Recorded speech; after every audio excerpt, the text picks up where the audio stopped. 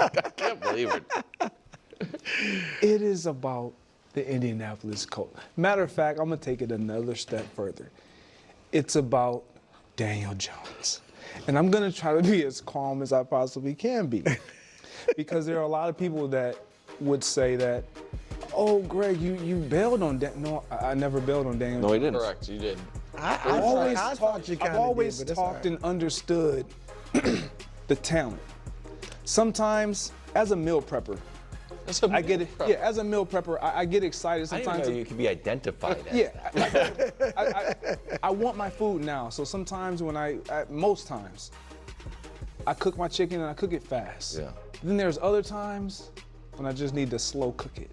Gotcha. And it's at its best.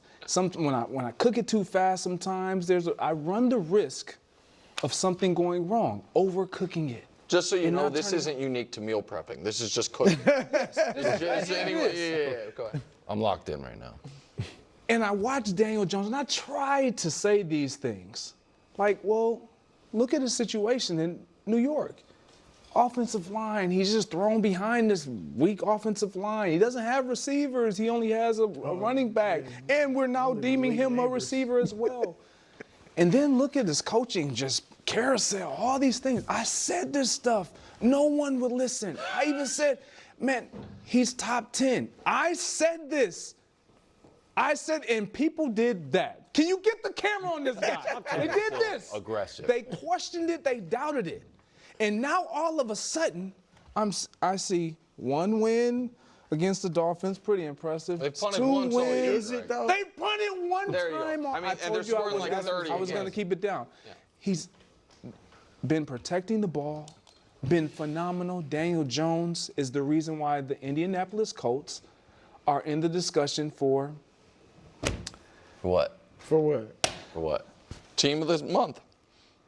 NFL are they team of possibly contenders in the AFC. Oh, gosh. And all they needed was a quarterback. Okay. I mean, they can run the ball. They have a good quarterback. What? They're a cute team. All right. Here we go, man. And look, I'm happy for you. No, you're not. You deserve this. You are not. No, you went 10 toes down for Daniel Jones years ago and was mocked for it. And you deserve this moment. I'm just afraid it's not going to age well. All right? The 3 wins, the Titans, Denver, that's a good win. Maybe. Could have been a loss, but it's a good win, maybe. We'll see what the Broncos are. And then the Dolphins, who, you know, what they do. Yeah. Just take the Look, Daniel Jones is balling, but hollow wins. It's not all about Daniel Jones down in Indy. You know I'm from Naptown. Yeah. Oh, yeah. And what people are yelling about is, yes, Daniel Jones, oh, we found something. But how can we give the running back some credit? Of course. Can we give some love to Jonathan Taylor? Yes. Look at this run. This is the run of the year. We got catch of the year and all that. Run of the year. That is incredible. It is. He is opening it up for Daniel Jones. And Daniel Jones is looking good, Greg. And I think they looking like a playoff team. I wouldn't go contender. Yeah, I'm not writing in Sharpie that they're in the playoffs yet. For the No, me either. For the Colts, it's been a great start to the year and it's a great story. And I thought the Titans, idiotically, I thought they would give them a game. Who'd you pick in that game? I picked the Titans to cover. Oh, I picked the Titans to cover. Just. And they got it, and I will never. He deserves it. No, that's fine. But you guys, it's been a rough 6 years for him to be since he fair, said he's top 10. but you guys, regardless of any of that, the bigger story is obviously the Chargers. No, it's not. That's why we didn't start with Jay. That's why we started with me. We knew you were going to do Hold this. on. It's not. Colts is a shock. No one wants to hear that. Guys. Chargers aren't a shock. Yes, but the Chargers are more. Last week. Finish that statement. Relevant. They're more relevant. They beat the Chiefs. I agree with that. Not only, it's not because they beat the Chiefs. I mean, it's we see what because the Chiefs it's are. because the Chargers have a viable path to a deep I agree with that. postseason run. Okay. He's now just going to go on and on about the Chargers. And the reality is that the Colts are balling. And it's funny because on the surface, and now unfortunately for the Chargers, they keep getting banged up. Their injuries are piling on, and I fear we're going to see a similar thing that happened with last year with the Chiefs, where like they started off injured and whatnot, and so they didn't look as good, and then they got healthier and got DeAndre Hopkins, and then they were able to play a lot better. And now we see a similar thing with the Chiefs, and now the Chargers were at their healthiest, and now as the season goes on, they're getting more and more injured.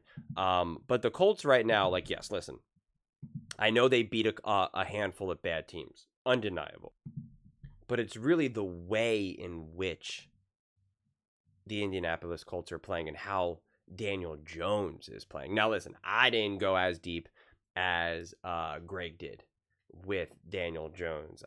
I said that I believed that Daniel Jones was going to have success with Shane Steichen, and I kept saying I was really excited, but like I didn't have enough of the confidence because I was like, I actually think Daniel Jones will be pretty good with Shane Steichen, and people are like, people kept making fun of, I forget how they were making fun of it, but they were pretty much making fun of the Daniel Jones take, not necessarily my take, but just saying like other people. And then it made me less shy to really stick out my chest. But I kept saying, that I think Daniel Jones will have success. And I kept phrasing it as like, I'm really, really excited to see what they look like together, right? Like I think they could be sneaky competitive. And I kept referring Gardner Minshew, et cetera, et cetera, et cetera.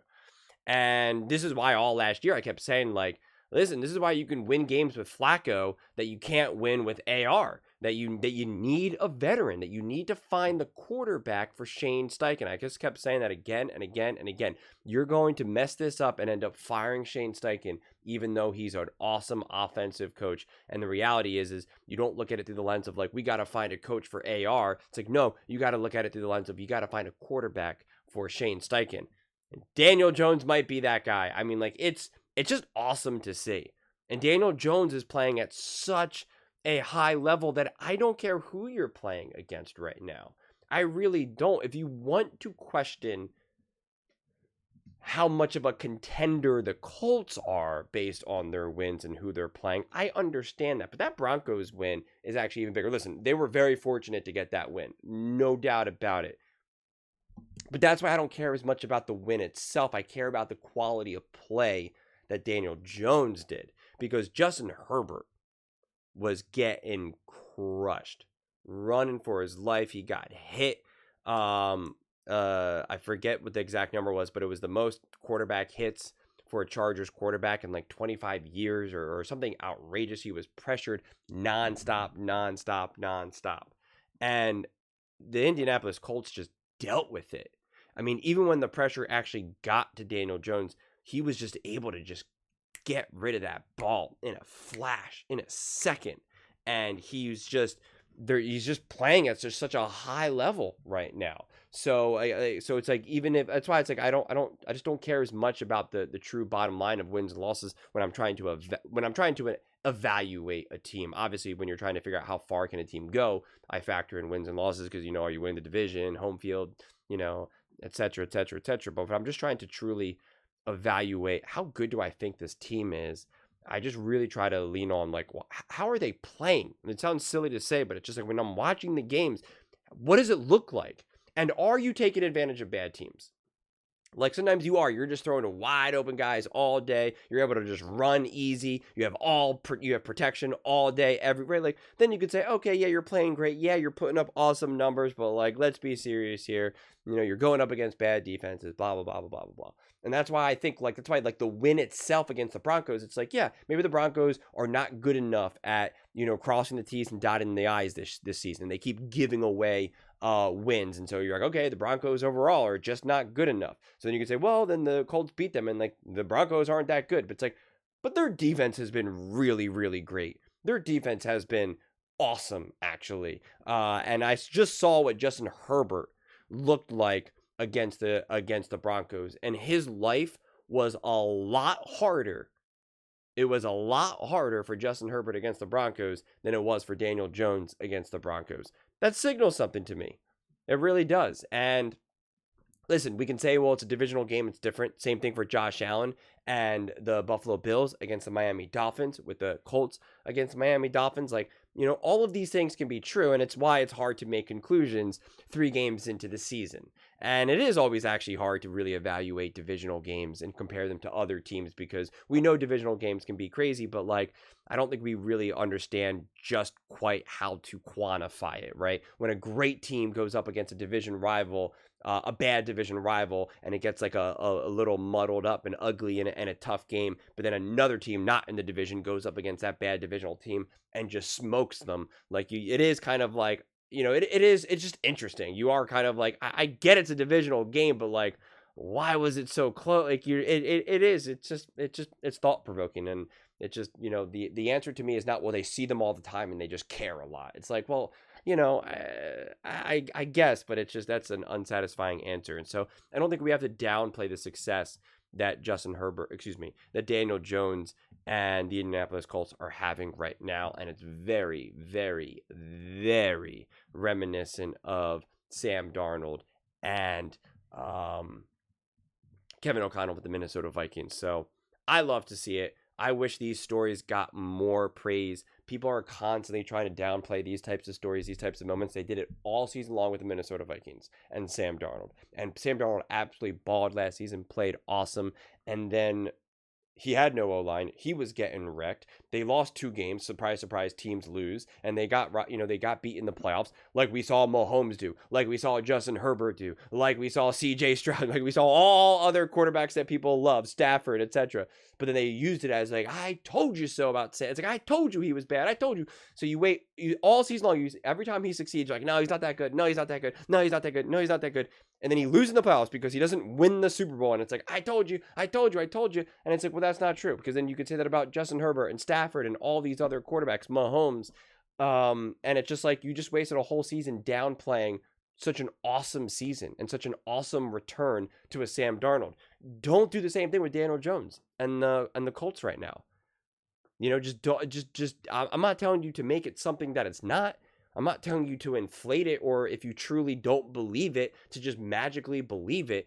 But like, don't constantly go out of your way to try to figure out why what we're seeing isn't legitimate. Again, try to poke holes, because that is how you get closer to the truth. Because I do the same thing. I'm like, well, is this inflated? Is it just because of bad teams? And you have to kind of digest that a little bit and kind of, you know, get lost in the weeds. But I think in these types of stories, these types of moments, it's just like everyone's first instinct is to be like, nah, they're not actually that. Nah, this isn't real. Nah, they're not that good. Nah, this isn't going to end well. And then it's just like, all right, if this ends exactly what happened for the Minnesota Vikings, that's a grand slam for this Indianapolis Colts team that has not had much to cheer about for a while, that has not had much momentum at all. And that's something that you can then build off of. I'm sure the Vikings sure wish they kept Sam Darnold. So I'm excited. I'm happy for the Colts. I'm happy for Daniel Jones. I'm happy for Shane Steichen. Happy for the Colts fan base. It's been a little bit of a roller coaster ride for them over these last few years. So just, you know, enjoy it. But those are just my thoughts. I'd absolutely love to hear yours. What do you guys all think about the Indianapolis Colts and Daniel Jones? What do you think is the bigger story? Jones or Herbert? I don't know why it's just between these 2 quarterbacks right now. It doesn't really make a whole lot of sense to me, but whatever. Let me know in the comments below. I read every single comment, so whether you agree with me or disagree with me, either way, let's get in some discussions, let's get in some fights, but ultimately, let's just have some fun. And please do consider subscribing. We're building an amazing community here, and absolutely love to see you part of it. I want to build something that we all genuinely feel connected to, something that we're really excited to be part of. I think we're well on our way to doing it. And please don't forget to give this video a thumbs up, as it really does help the visibility and the algorithm. Thank you so much. See you next time.